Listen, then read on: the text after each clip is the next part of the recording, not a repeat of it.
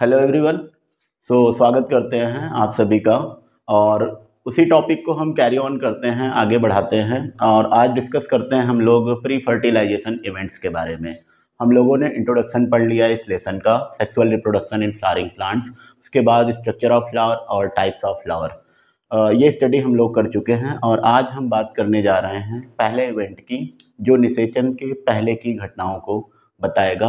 तो सबसे पहले हमें ये जान लेना बहुत ज़रूरी होता है कि किसी भी प्लांट में, स्पेशली हम लोग एंजियोस्पर्म्स की बात कर रहे हैं, तो उस प्लांट की अगर हम बात करते हैं तो उसमें जो विशिष्ट संरचना, जो पुष्प पाया जाता है, उस पुष्प में निषेचन के पहले होता क्या है, before fertilization what happens. So let us see the first step, that is pre fertilization. Pre fertilisation events, it means निषेचन से पहले की घटनाओं की बात करते हैं। तो सबसे पहले हमें ये जान लेना जरूरी है कि क्या होता है।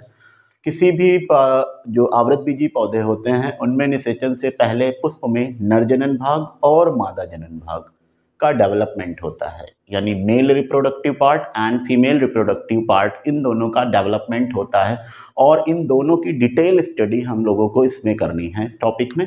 तो सबसे पहले देखते हैं कि जो मेल रिप्रोडक्टिव पार्ट होता है, first is male reproductive part and second one is female reproductive part. अब मेल रिप्रोडक्टिव पार्ट और फीमेल रिप्रोडक्टिव पार्ट, इनमें हमें क्या स्टडी करना है। तो फ्लावर में जो मेल रिप्रोडक्टिव पार्ट की बात करते हैं प्री फर्टिलाइजेशन इवेंट्स में, तो उसमें क्या क्या स्टडी करना होता है। सबसे पहले एंड्रोसियम, इन पार्ट्स के नाम आप लोगों ने पहले से पढ़े हुए हैं, एंड्रोसियम। और इसकी यूनिट का नाम अगर हम देखें तो हम क्या बोलते हैं, इनको स्टैमेन बोलते हैं। And second one is microsporangia. Microsporangia that is लघु बीजाणु धानी। And last one is pollen grain, परागकण के बारे में स्टडी करेंगे। बात करते हैं फीमेल रिप्रोडक्टिव पार्ट्स की, तो उसमें आता है गायनोसियम। और इसकी यूनिट की जैसे हम बात करते हैं तो इसमें हम क्या बोलते हैं, इसे पिस्टिल और carpel. Second one is mega sporangia, mega sporangia. And इसको आप ओव्यूल भी कह सकते हैं, बीजांड। And last one is embryo sac. तो ये टॉपिक्स हैं जो हमें स्टडी करने हैं प्री फर्टिलाइजेशन इवेंट्स में। मेल रिप्रोडक्टिव पार्ट्स में एंड्रोसियम और stamen, then microsporangia and then pollen grain. Female reproductive parts की बात करते हैं तो गायनोसियम, यूनिट इज पिस्टल और carpel. Second one is megasporangia और ओव्यूल, बीजांड बोलते हैं। And last one is embryo sac, भ्रूण कोष। इन सारे टॉपिक्स की हमें स्टडी करनी है। तो हमें ये जान लेना बहुत ज़रूरी है कि जब भी किसी पादप में कोई भी मॉडिफिकेशन होती है, कोई भी चेंजेस होती हैं, तो उनके पीछे का रीज़न क्या होता है। तो जैसे एनिमल बॉडी होती है, वैसे ही चेंजेस और मॉडिफिकेशन प्लांट बॉडी में भी देखने को मिलते हैं। एक वर्ड होता है जो आप सभी ने सुना होगा, दैट इज़ हार्मोन्स। अगर हार्मोनल चेंजेस होते हैं बॉडी के अंदर तो डेफिनेटली उसमें मॉडिफिकेशन या चेंजेस देखने को मिलेंगे आपको, चाहे वो एनिमल बॉडी हो या प्लांट बॉडी हो। तो प्लांट बॉडी में क्या होता है, जब पुष्प बनना होता है, पुष्प जैसी क्योंकि ये एक मॉडिफिकेशन है, तो ये जो चेंज होता है, मॉडिफिकेशन जो होता है, इसके पीछे का रीज़न क्या होता है कि हार्मोनल चेंज स्टार्ट हो जाते हैं, जिसकी वजह से क्या होता है, प्लांट बॉडी में स्ट्रक्चरल चेंजेस होने लगते हैं। और रिजल्ट क्या होता है कि फ्लावर्स बनते हैं। और जो भी पार्ट्स, मतलब जो भी मॉडिफिकेशन प्लांट में होनी होती है, वो सब देखने को मिलती है। ये सब तब होता है जब प्लांट बॉडी में हार्मोनल चेंजेस होते हैं और स्ट्रक्चरल चेंजेस होते हैं। अब हम सबसे पहले देखते हैं मेल रिप्रोडक्टिव पार्ट के बारे में। तो मेल रिप्रोडक्टिव पार्ट्स में हमें क्या पढ़ना है, सबसे पहला हिस्सा हम पढ़ते हैं एंड्रोसियम और स्टैमेन। इसकी बात करते हैं, इसको हम रफ कर देते हैं।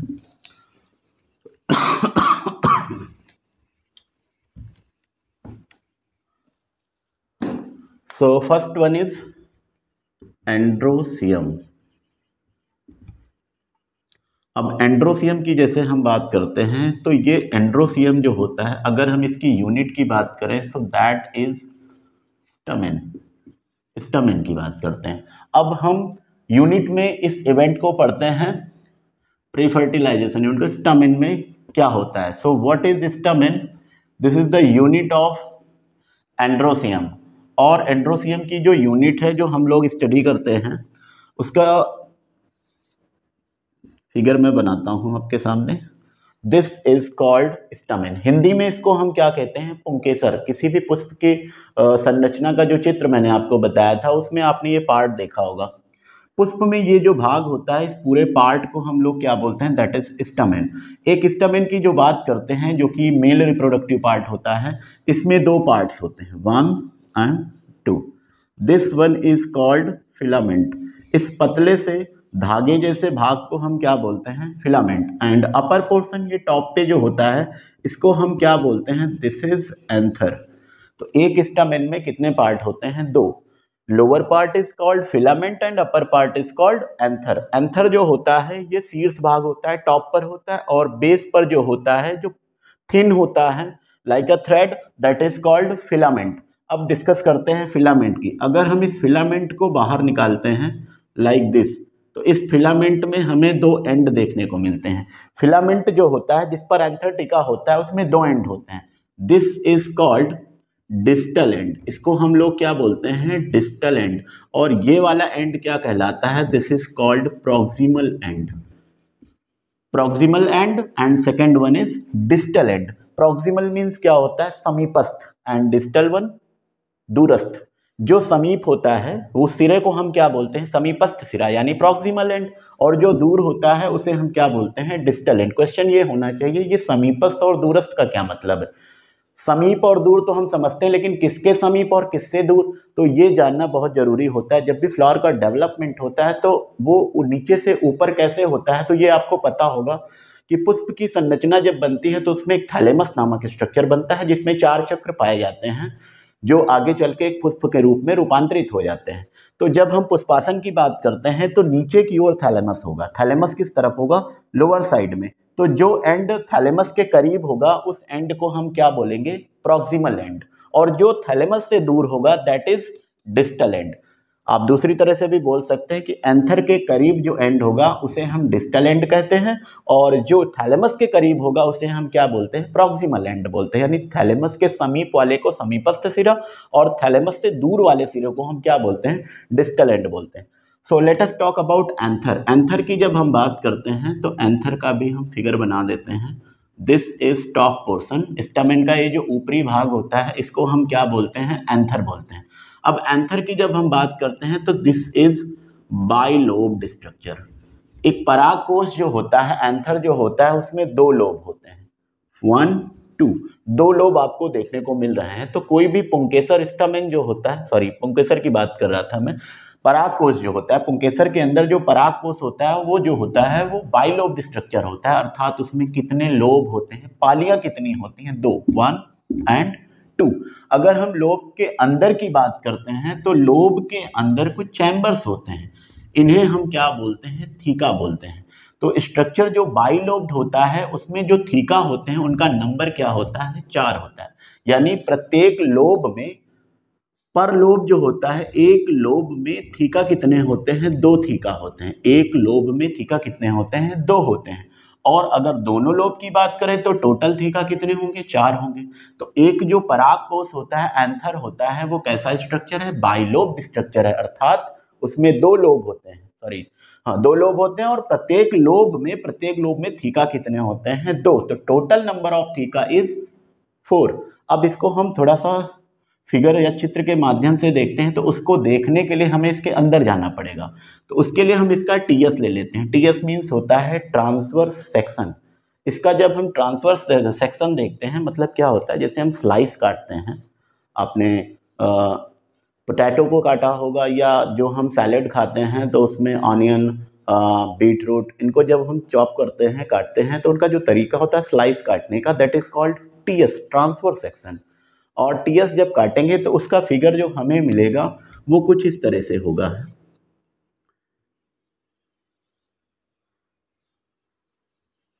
This is. और इसके लोअर हिस्से में अगर हम देखें नीचे की तरफ तो बाकी का स्ट्रक्चर आपको देखने को मिलेगा। तो यहाँ पर हम देखते हैं तो दो लोब आपको देखने को मिल रहे हैं, फर्स्ट सेकंड, ये दो लोब होते हैं। लेकिन अगर हम इन लोब्स में देखें तो हर तरफ देखिए तो आपको दोनों लोब में दो दो कोने दिख रहे होंगे, एक दो, एक दो। तो टोटल जो कोने हैं, कॉर्नर्स हैं, इनको हम क्या बोलते हैं, थीका बोलते हैं। इन कोष्ठों की संख्या कितनी है तो आपको देखने को मिल रहा होगा यहाँ पर 4 कोष्ठ हैं। तो एक लोब में 2 कोष्ठ और पूरे पराग कोष में कितने कोष्ठ होते हैं, 4 कोष्ठ होते हैं। अब इसको हम डिटेल में देखते हैं।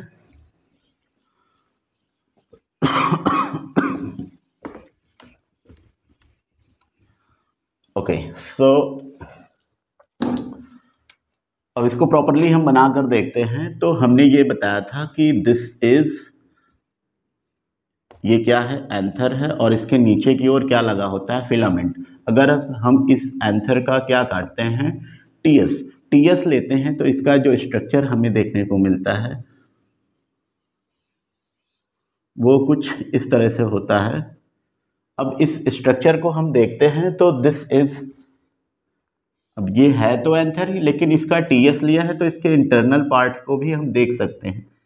अब रेस्ट ऑफ द पार्ट वैसा ही होगा, और इसके अलावा ये इस पर लगा होगा, दिस इज मिडिल पोर्शन। ये जो आपको दिख रहा है इसको हम क्या बोलते हैं, दिस इज कॉल्ड कनेक्टिव। और ये कनेक्टिव आपको यहाँ पर इस तरह से दिखेगा। कनेक्टिव यानी यूजी जो होता है ये कनेक्टिव, जब हम इसको टीएस में ऐसे काटते हैं तो इसका ये जो ऊपर पोर्शन होता है तो सेंटर में आपको क्या देखने को मिलेगा, कनेक्टिव मिलेगा। ये कनेक्टिव जो ऊपर है इसको टीएस में जब हम देखते हैं तो ये यहाँ पर कनेक्टिव आपको देखने को मिलेगा। हिंदी में इसको संयोजक या यूजी कह सकते हैं हम लोग। तो ये बाइलोब्ड स्ट्रक्चर है जिसमें चारों ओर एक एक थीका लगे हुए हैं, और प्रत्येक थीका में या हर कोने पर क्या होती है, एक एक आपको माइक्रोस्पोरेंजिया देखने को मिलेगा। It means in Hindi it is called लघु बीजाणु धानी देखने को मिलती है। तो हर कोष्ठ में एक एक क्या देखने को मिलेगी, लघु बीजाणु धानी।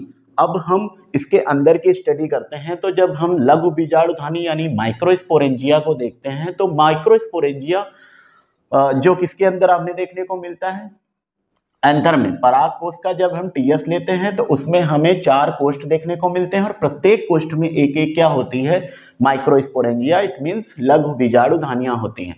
अब हम माइक्रोस्पोरेंजिया के डिटेल स्ट्रक्चर देखते हैं। तो यहाँ पर जो एक माइक्रोस्पोरेंजिया होता है वो 4 लेयर्ड होता है, यानी वो कितनी परतों का बना होता है, तो वो 4 परतों का बना होता है। अब एक माइक्रोस्पोरेंजिया की हम स्टडी करते हैं तो इसके बाहर की तरफ जो परत होती है लाइक दिस, अब ये बाहर की तरफ एक परत दिख रही है, इसके अंदर की तरफ भी एक परत होती है। थोड़ा सा डिफरेंट कर लेते हैं। अब मैंने इतने में बनाया है, इसका ये मतलब नहीं इतने हिस्से में होती, पूरे में होती है। और इसके अलावा इसके अंदर एक और लेयर होती है लाइक दिस, 1 2 3 लेयर्स होती हैं उसमें। और उसके अलावा सबसे अंदर की ओर एक और लेयर होती है लाइक दिस, और अंदर सेल्स का एक ग्रुप होता है, कोशिकाओं का एक समूह होता है। तो इस प्रकार से हम इसको देखते हैं। एक ये माइक्रोस्पोरेंजिया है, इसकी जब हम स्टडी करते हैं तो जो सबसे बाहर की ओर परत होती है इसको हम क्या बोलते हैं, दिस इज कॉल्ड एपिडर्मिस। और सेकेंड लेयर जो होती है उसको हम क्या बोलते हैं, दिस इज कॉल्ड एंडोथीसियम।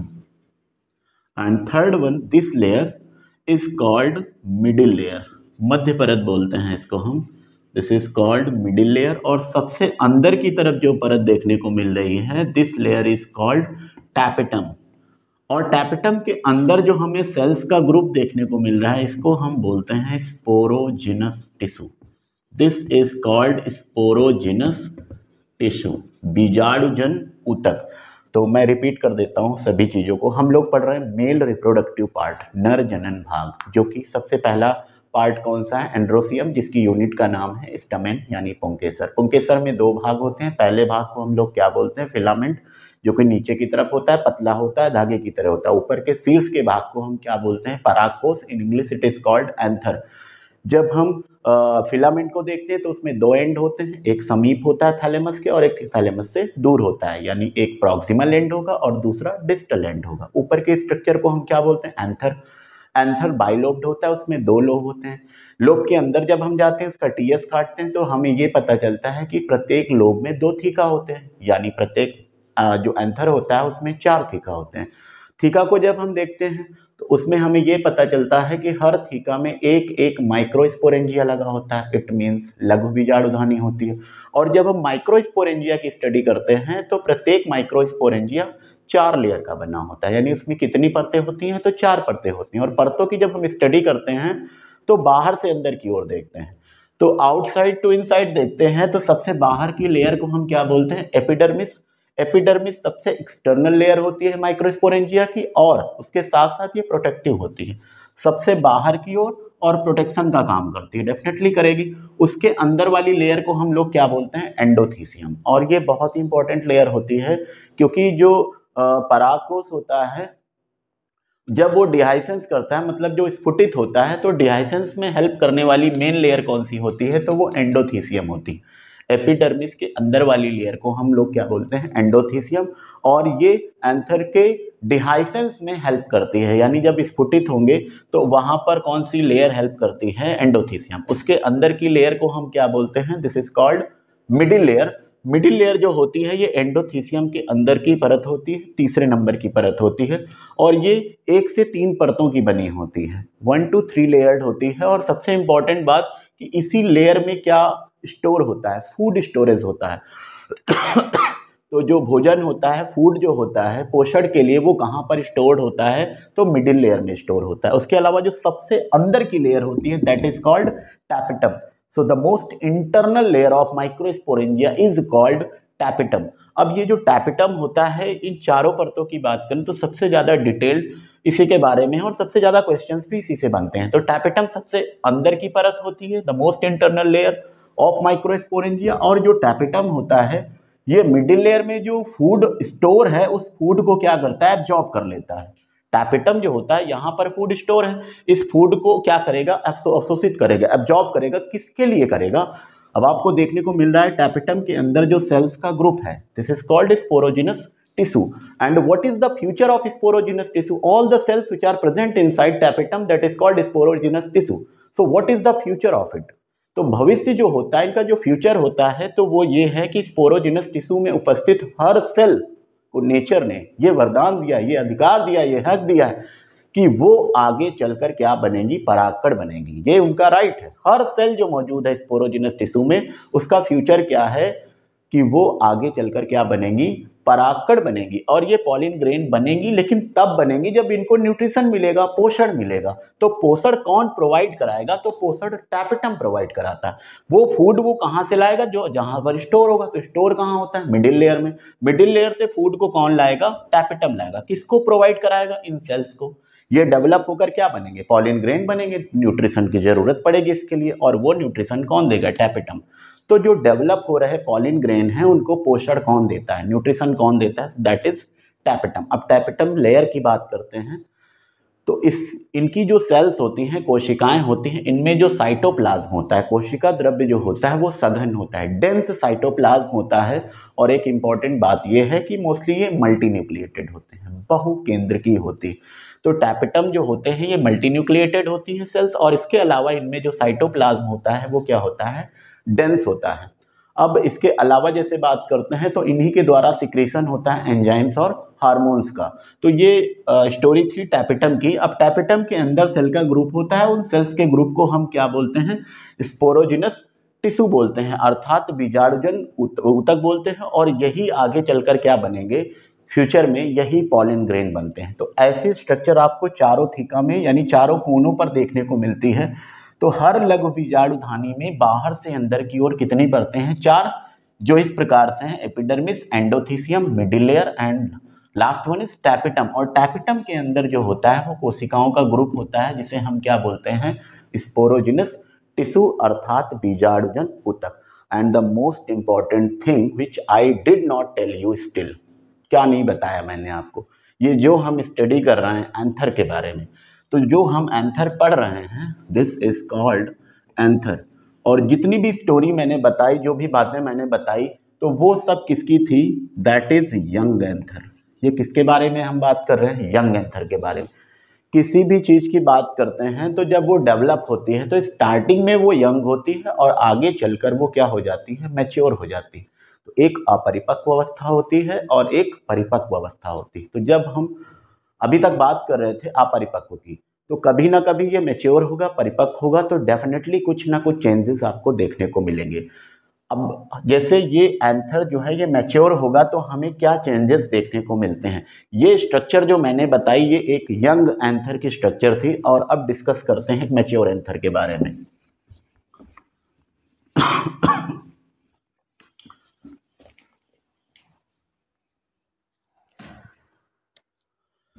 तो जो मैच्योर एंथर होता है उसमें क्या चेंजेस देखने को मिलेंगे। एक परिपक्व जो परागकोश होता है उसमें क्या चेंजेस होते हैं। तो इसमें चेंजेस जानने के लिए हमें पहले ये हमें पता होना होगा कि जो यंग एंथर होता है उसमें क्या था। तो यंग एंथर की पहले हम बात कर लेते हैं। तो जो यंग एंथर होता है उस यंग एंथर में हमने क्या स्टडी किया। यंग एंथर में हमने देखा कि माइक्रोस्पोरेंजिया जो होते हैं उनका नंबर क्या होता है।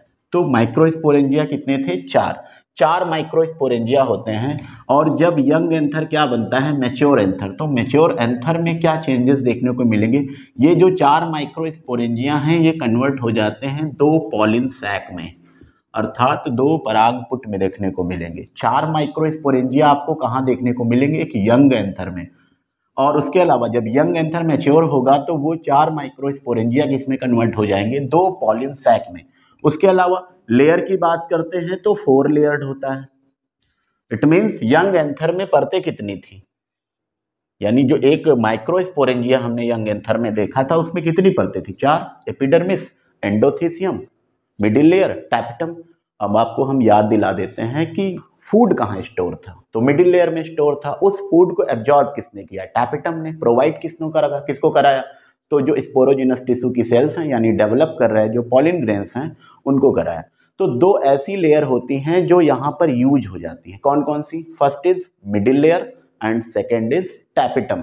ये दोनों वो लेयर्स होती हैं जो मैच्योर होते समय यूज अप हो जाती हैं। और यूज होने के कारण क्या होता है कि जब एंथर मैच्योर होता है तो 4 लेयर की जगह पर कितनी लेयर होती हैं, 2। कौन कौन सी, एपिडर्मिस और एंडोथीसियम, 2 परतें क्या होती हैं, यूज हो जाती हैं। और तीसरा जो चेंज हमको देखने को मिलता है वो ये है कि जो यंग एंथर होता है उसमें हम क्या देखते हैं, उसमें हमें स्पोरोजिनस टिश्यू देखने को मिलता है। स्पोरोजिनस टिश्यू यानी बीजाणुजन ऊतक होते हैं। लेकिन जब मैच्योर होता है यंग एंथर, मैच्योर एंथर में कन्वर्ट होता है तो जो स्पोरोजिनस टिश्यू होते हैं इनकी जगह पर क्या आ जाते हैं, पॉलिन ग्रेन्स आ जाते हैं, यानी पराग कण बन जाते हैं। तो यंग एंथर और मैच्योर एंथर में डिफरेंस क्या होता है। एक यंग एंथर में क्या क्या होता है, 4 लघु बीजाणुधानियां होती हैं यानी 4 माइक्रोस्पोरेंजिया होते हैं। और जब मैच्योर कंडीशन आएगी तो 2 तो पॉलिन सैक बन जाएंगे। 4 लेयर्ड होती हैं प्रत्येक माइक्रोस्पोरेंजिया में, और वो किसमें कन्वर्ट हो जाती है, 2 लेयर में। 2 यूज हो जाती है। कौन कौन सी 2 लेयर यूज हो जाती हैं, मिडिल लेयर एंड टैपेटम। 2 बचती कौन सी है, एपिडर्मिस और एंडोथीसियम। तीसरा चेंज क्या देखने को मिलता है, जो स्पोरोजिनस टिश्यू होता है उनसे क्या बन जाते हैं, पॉलिन ग्रेन्स बन जाते हैं। अब जैसे हम बात कर रहे थे इन यंग एंथर और मैच्योर एंथर की, आई होप आपको समझ में आया होगा इन दोनों के बारे में। और इसके अलावा इसके आगे की बात जैसे हम बात करते हैं तो अगला टॉपिक हम लोगों को पढ़ना है माइक्रोस्पोरोजेनेसिस। हिंदी में इसको बोलते हैं लघु बीजाणु जनन। तो थोड़ा सा एक छोटा सा टॉपिक है, देख लेते हैं।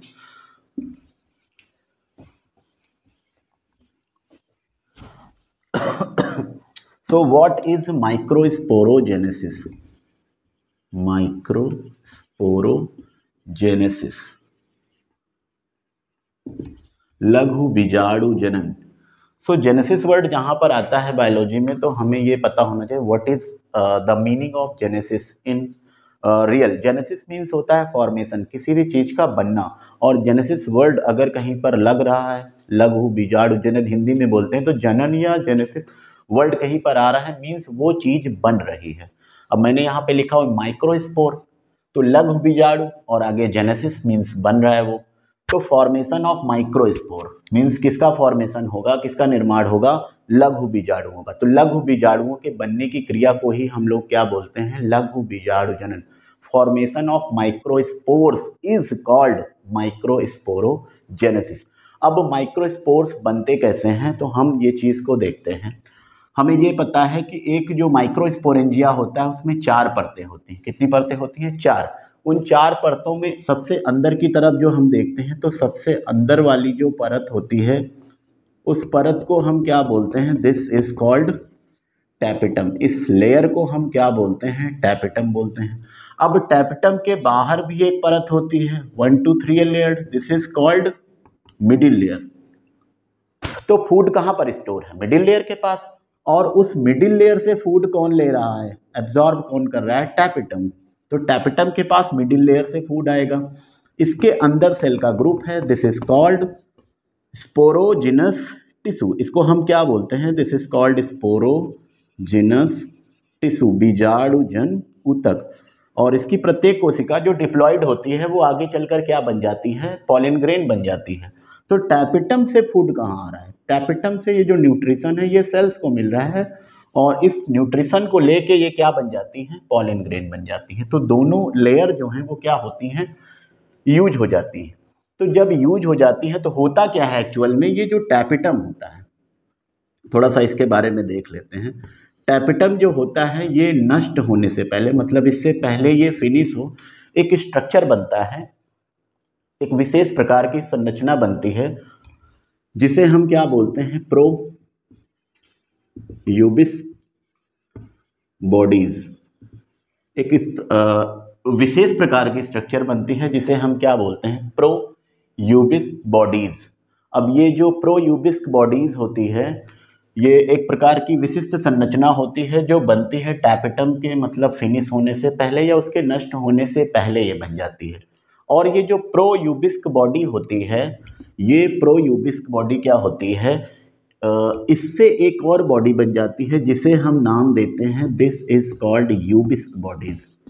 तो ये जो यूबिस्क बॉडीज है इससे प्रो जो है हमने हटा दिया तो बचा क्या, यूबिस्क बॉडी। एक्चुअल में होता क्या है, इसके चारों ओर क्या होता है, प्रो यूबिस्क बॉडी के एक जटिल पदार्थ स्टोर हो जाता है। एक जटिल पदार्थ यहाँ पर क्या होता है, एक प्रकार से फैल जाता है। उस जटिल पदार्थ को हम लोग क्या बोलते हैं, this is called sporopollenin. Sporopollenin. अब स्पोरोपोलेनिन क्या होगा, जब चारों ओर जमा हो जाता है तो प्रोयूबिस्क बॉडी जो होती है वो कन्वर्ट हो जाती है यूबिस्क बॉडीज में। और जब टैपेटम एक प्रकार से फिनिश होता है, नष्ट हो जाता है, तो यही यूबिस्क बॉडी जो होती है इससे क्या बन जाता है, इससे एक मोटी सी परत बनती है, this is called exine. Exine एक आवरण बनता है, एक थिक लेयर बनती है। रिपीट करते हैं हम लोग, ये जो लघु बीजाणुधानी की परतों के बारे में हमने स्टडी की, तो सबसे अंदर की परत को हम क्या बोलते हैं, टैपेटम। टैपेटम का रोल क्या है, ये फूड प्रोवाइड करेगा, किसको प्रोवाइड करेगा, स्पोरोजिनस टिश्यू की जो सेल्स हैं जो डेवलप करके क्या बन रही हैं, पॉलन ग्रेन। मिडिल लेयर में क्या है, मिडिल लेयर में फूड स्टोर है, टैपेटम उसको एब्जॉर्ब करेगा, एब्जॉर्ब करके सेल्स को दे देगा। अब यहाँ पर जब बार बार ये प्रक्रिया होगी तो मिडिल लेयर और टैपेटम ये दोनों क्या होंगी, यूज हो जाएंगी। यूज होंगी तो नष्ट हो जाएंगी, समाप्त हो जाएंगी। लेकिन टैपेटम नष्ट होने से पहले एक विशिष्ट स्ट्रक्चर बनाता है, संरचना बनाता है, जिसे हम क्या बोलते हैं, प्रोयूबिस्क बॉडी। अब ये जो प्रोयूबिस्क काय या बॉडी है, इसके चारों ओर क्या जमा होने लगता है, स्पोरोपोलेनिन। एक जटिल पदार्थ होता है, इसकी डिटेल हम लोग आगे देखेंगे। तो ये जटिल पदार्थ स्पोरोपोलेनिन जब जमा हो जाता है तो जो प्रोयूबिस्क बॉडी होती है वो कन्वर्ट हो जाती है यूबिस्क बॉडी में। अब ये जो यूबिस्क बॉडी है, जब टैपेटम नष्ट होता है, वो एक प्रकार से समाप्त होता है, तो ये यूबिस्क बॉडी जो है वो क्या बना लेती है, एक मोटी सी परत बन जाती है। इस मोटी थिक लेयर को हम क्या बोलते हैं, एक्साइन बोलते हैं, जो कि किसी भी पॉलन ग्रेन के बाहर की ओर एक बाह्य आवरण के रूप में उपस्थित होती है। तो ये चेंजेस हमको देखने को मिलते हैं जब एक यंग एंथर क्या बनता है, मैच्योर एंथर बनता है। अब इस स्टोरी को आप समझ गए होंगे। हेडिंग हम लोग पढ़ रहे थे माइक्रोस्पोरोजेनेसिस। तो माइक्रोस्पोरोजेनेसिस मीन्स क्या होता है, माइक्रोस्पोर का फॉर्मेशन। तो ये जो सेल्स हैं, ये सेल्स की अगर हम बात करें तो जितनी भी सेल्स यहाँ पर मौजूद हैं स्पोरोजिनस टिश्यू में, ये सारी सेल्स क्या हैं, डिप्लॉयड हैं। ये सारी सेल्स क्या हैं, डिप्लॉयड। अब सारी सेल्स का फ्यूचर मैंने बताया, हर सेल के पास ये अधिकार है, ये हक है जो नेचर ने उनको प्रोवाइड कराया है कि वो पॉलिन ग्रेन बन सकती है। तो ये डिप्लॉयड सेल में किसी एक सेल की हम स्टडी कर लेते हैं। दिस सेल इज कॉल्ड, इस सेल को हम एक नाम दे देते हैं, इसको हम नाम दे देते हैं पीएमसी। क्या बोलते हैं? पीएमसी। तो हर सेल क्या बन सकती है? पीएमसी। इसको एमएमसी भी कह सकते हो। So what is the full form of PMC? P for pollen, M mother and C for cell. So this is pollen mother cell, पराग मात्र कोशिका, या इसको हम माइक्रोस्पोर मदर सेल भी कह सकते हैं। सो एमएमसी भी कह सकते हैं। ये सेल क्या होती है? डिप्लॉयड होती है, 2n होती है। तो किसी भी डिप्लॉयड सेल की जब हम बात करते हैं और इससे हमें हैप्लॉयड सेल्स बनानी है तो इसमें क्या होना है? पीएमसी जो कि एक डिप्लॉयड सेल है, इसमें क्या होगा? इसमें मियोसिस होगी। अब जब मियोसिस होगी इट मीन्स अर्धसूत्रीय विभाजन होगा।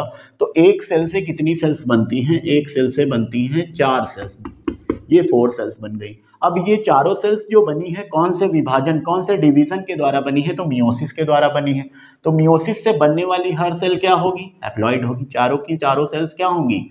हैप्लॉइड होंगी, आगुणित होंगी, क्योंकि ये मियोसिस के फलस्वरूप बनी है। और इनको हम क्या बोलेंगे? इन सेल्स को ही हम बोलते हैं microspores. This is called microspores, Hindi में बोलते हैं लघु बीजाणु।